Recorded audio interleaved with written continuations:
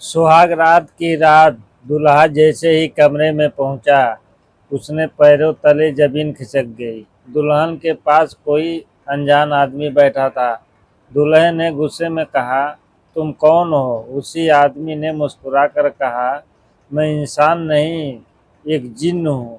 यह लड़की कई वर्षों से मेरी अमानत है। अगर तुम इसे छोड़ दो तो मैं तुम्हें इतना धन दौलत दूंगा कि सात पीढ़ियां खत्म नहीं कर पाएगी। लेकिन अगर तुम अपने साथ रखने की कोशिश की तो तुम्हारी जिंदगी हमेशा के लिए बदल जाएगी। आखिर यह जिन सच बोल रहा था या किसी बड़े रहस्य का हिस्सा था? रात लगभग 11 बज चुके थे। पूरे गांव में शादी की रौनक धीरे धीरे खत्म हो रही थी। ढोल नगाड़े आवाज बंद हो चुकी थी। रिश्तेदार अपने अपने कमरों में चले गए थे।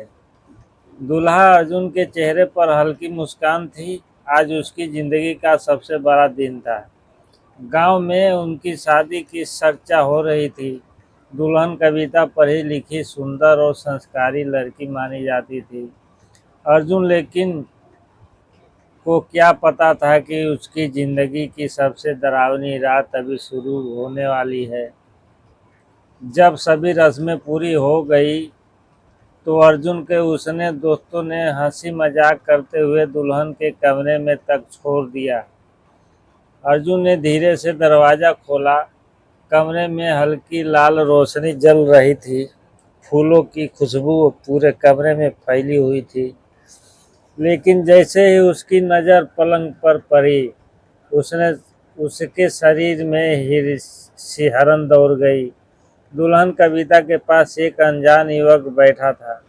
उसकी आंखों चमक रही थी, चेहरे पर अजीब सी मुस्कान थी। अर्जुन गुस्से में चिल्लाया, तुम कौन हो? यहाँ आप कैसे आए? वह युवक बिल्कुल शांत रहा। कुछ पल बाद उसने कहा, मैंने नाम जानने की कोशिश मत करो, मैं इंसान नहीं हूँ। अर्जुन हंस पड़ा, डराने की कोशिश मत करो, अभी सबको बुलाता हूँ। इतना कहकर अर्जुन दरवाजे की ओर बढ़ा, लेकिन तभी दरवाजा अपने आप बंद हो गया। खिड़कियां और जोर जोर से हिलने लगी। कमरे की सारी मोमबत्तियां एक साथ बुझ गई। अर्जुन के माथे पर पसीना आ गया। वह युवक धीरे धीरे खड़ा हुआ और बोला, मैं एक जिन्न हूँ, कई वर्षों से कविता के साथ में हूँ। अर्जुन ने कविता की तरफ देखा। कविता रो रही थी। उसने कांपते आवाज में कहा, मैंने किसी को कुछ नहीं बताया क्योंकि कोई विश्वास नहीं करता। अर्जुन हैरान रह गया। जिन बोला, आज तक किसी ने कविता को शादी करने की कोशिश की, उसका रिश्ता किसी न किसी कारण टूट गया, लेकिन इस बार किस्मत तुम्हें यहाँ तक ले आई। अर्जुन ने हिम्मत करके पूछा, अगर तुम इतने शक्तिशाली हो तो तुम चाहते क्या हो? जिन मुस्कुराया और बोला, बस इतना कि कविता के छोड़ दो, बदले में जितना धन मांगो उतना दूंगा, खेत मकान सोना गाड़ी, तुम्हें जीवन भर की किसी भी चीज की कमी नहीं होगी। अर्जुन कुछ पल चुप रहा, फिर बोला, मैं अपनी पत्नी को किसी कीमत पर नहीं छोड़ूंगा। यह सुनते ही कमरे का तापमान अचानक बहुत ठंडा हो गया। जिनकी आंखों में लाल लाल हो गई जिनकी आंखें लाल हो गई, उसने कहा, अभी फैसला मत करो, सुबह तक सोच लो, अगर नहीं माना तो पछताओगे। इतना कहते ही वह अचानक गायब हो गया। कमरे की लाइट फिर से जल उठी। सब कुछ समान हो गया। अर्जुन ने तुरंत दरवाजा खोला और अपने माता पिता को सारी बात बताई, लेकिन किसी ने उसकी बात पर विश्वास नहीं किया। सबने कहा, शादी की थकान है, तुम्हें भ्रम हुआ होगा। केवल कविता चुपचाप रोती रही। अगली सुबह अर्जुन ने कविता से अकेले में पूछा, सच सच बताओ, यह क्या सब है? कविता ने गहरी सांस ली। जब मैं 10 साल की थी तब गांव के बाहर पुराने पीपल के पेड़ के पास खेल रही थी। वहां मैंने एक अजीब सी आवाज़ सुनी। उसके बाद से मुझे अक्सर कोई दिखाई देता था। पहले मैंने इसे सपना समझा, लेकिन धीरे धीरे वह हर जगह मेरे सामने आने लगा। उसने कहा कि वह मुझे कभी किसी का और का नहीं होना देगा और किसी और का नहीं होने देगा। अर्जुन ने कहा, तुमने अपने परिवार वालों से नहीं बताया? कविता बोली, बताया था। उन्होंने झाड़ फूक कराई, मंदिर ले गए, दुआ कराई। कुछ दिन सब ठीक रहता, फिर वही होने लगता।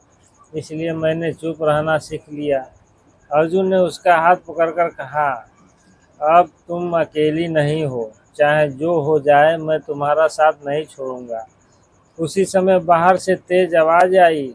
आंगन में खड़ा नीम का पुराना पेड़ बिना हवा के जोर जोर से हिलने लगा।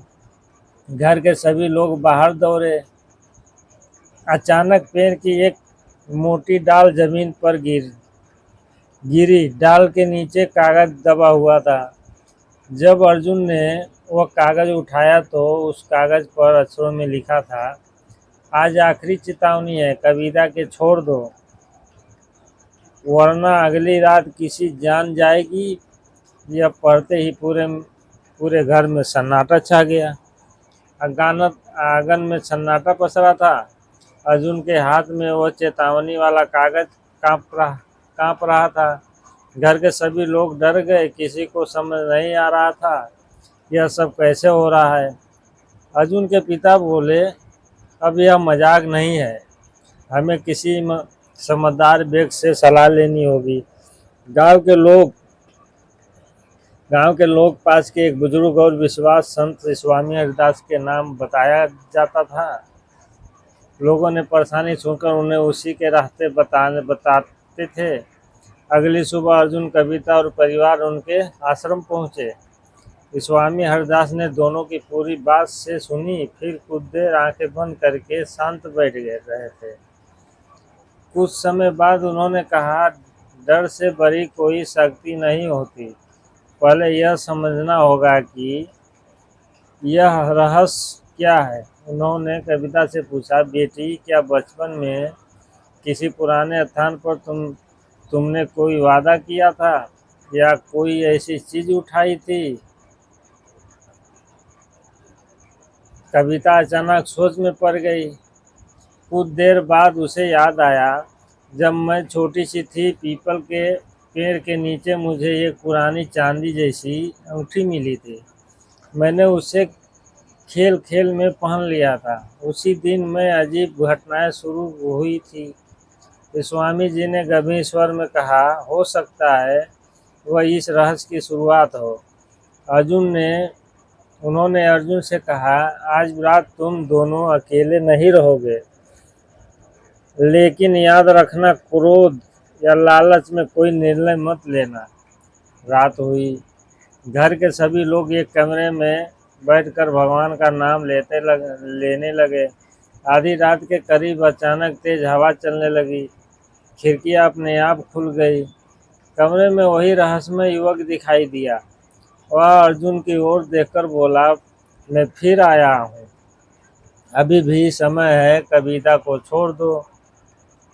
तुम्हें इतना दौलत और सुख मिलेगा। अर्जुन ने कम आवाज में कहा, रिश्ते बिकते नहीं हैं, मैं अपनी पत्नी का साथ नहीं छोड़ूंगा। जैसे ही उसने यह कहा, कमरे का माहौल भारी हो गया। स्वामी हरिदास आगे बढ़े। उन्होंने शांत स्वर में कहा, यह तुम सच में किसी अधूरी बात से बंधे हो तो सत्य बताओ। दिखाकर किसी को आजीवन बांधना उचित नहीं है। कुछ पल के लिए यह युवक शांत हो गया। उसका चेहरा बदलने लगा। उसने धीमी आवाज में कहा, बहुत वर्ष पहले यह स्थान पर मेरा परिवार रहता था। एक दुर्घटना में मेरी मृत्यु हो गई। जिस अंगूठी को यह लड़की ने बचपन में पहन लिया था, वह मेरे परिवार की निशानी थी। उसी से मेरा भरम उसके जुड़ गया। स्वामी जी बोले, यह तुम्हारा उद्देश्य केवल अपनी निशानी वापस पाना है तो किसी निर्दोष की जीवन क्यों रोक रहे हो। युवक कुछ देर चुप रहा। उसकी आंखों की कठोरता धीरे धीरे कम होने लगी। कविता ने कांपते हाथों से वह पुरानी अंगूठी निकाल कर स्वामी जी को दे दी। स्वामी जी ने प्रार्थना की और बोले, हर आत्मा को शांति का मार्ग मिलना चाहिए, किसी का जीवन रोकना नहीं। कुछ क्षण बाद कमरे की तेज हवा शांत हो गई। वह रहस्यमय युवक धीरे धीरे धूर्त की तरह ओझल होने लगे। जाते जाते उसने अर्जुन और कविता की ओर देखा और कहा, तुमने लालच नहीं चुना, विश्वास चुना, तुम्हारा जीवन सुखी रहे। इसके बाद घर में फिर कभी कोई अजीब घटना नहीं हुई। कुछ महीने बाद अर्जुन और कविता ने नया जीवन शुरू किया।